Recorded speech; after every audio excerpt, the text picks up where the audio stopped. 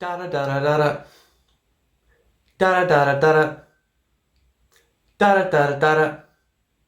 Now, that is quite a familiar tune. I think it's from Super Mario, and everyone kind of knows that there as kind of like, oh, the boss fight's happening here. I've got to, put my A game on. Well, now you've actually got to apply that to real life too, because this segment is about data.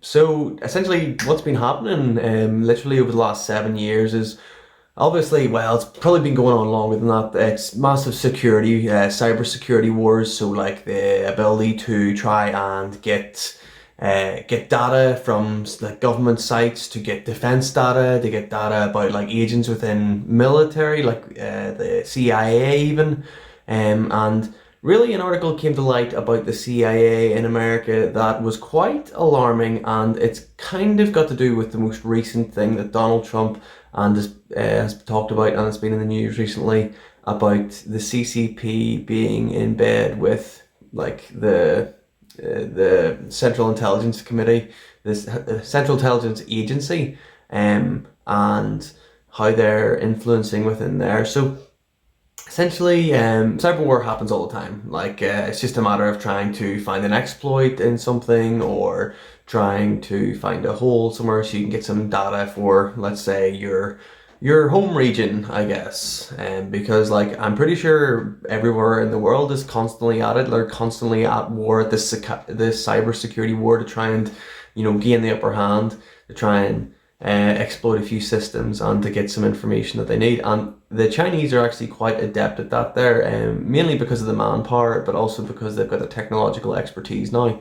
This article that I'm finally getting around to talk to was about over the last 7 years, any time that the CIA went into Africa or Asia, they would be the Chinese would know, because of the data was obviously leaked to the CCP, and they were just like, okay, well, he's there, and this is what his mission is, so we kind of know everything about him. We could go get him if we want, and we might, and we'll just see how it goes.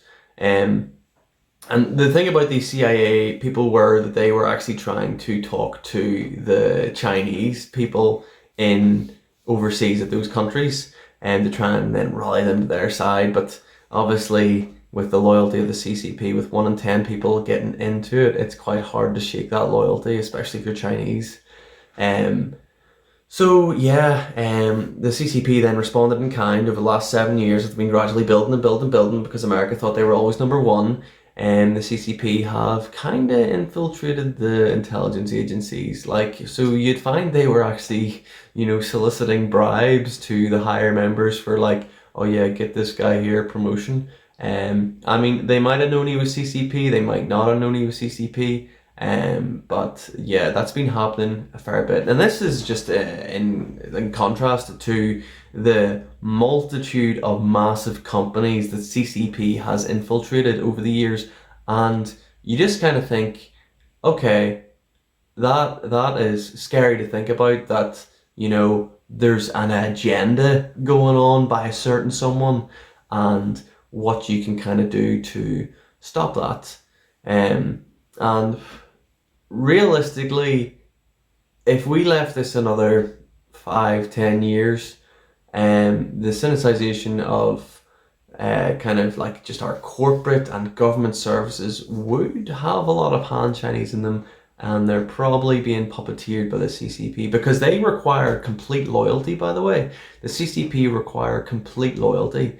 And if you don't agree with that there, then, well, your family, well, they're just not going to make it. So it's kind of the rule with an iron fist, authoritarian regime that you don't want to be seeing on this planet, and it's happening. And who's doing anything about it? I mean, what's it today? Today's the 21st of December, 2020. And people are starting to cotton on. I've been talking about China now for, feels like, the last 6 months. That's whenever I discovered, that's when the war is going to be happening on the 23rd of March. And people are finally starting to catch on. And it's good, because it's kind of, I knew it was going to happen, and I've been trying to spread the word about what's going to happen. But now all the kind of like governments are kind of just like them in Australia, China and Australia are really going at it.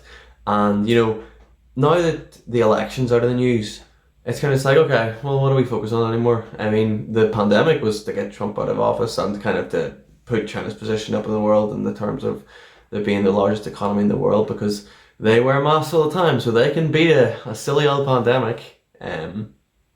But yeah, like now the kind of attention's turning to China, and it's good, because obviously this kind of, well, it's not good at the same time that this is kind of pointing to a war in March time, because if that's right, then oh holy God, we are in for an absolute heck storm, and I'm not even talking about the war.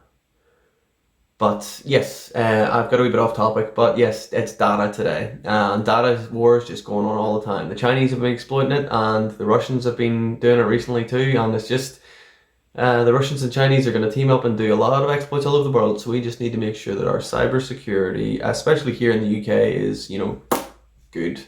And I just hope that people aren't wasting their time not doing cybersecurity when they should be. But yeah, that's my talk for today. Thanks.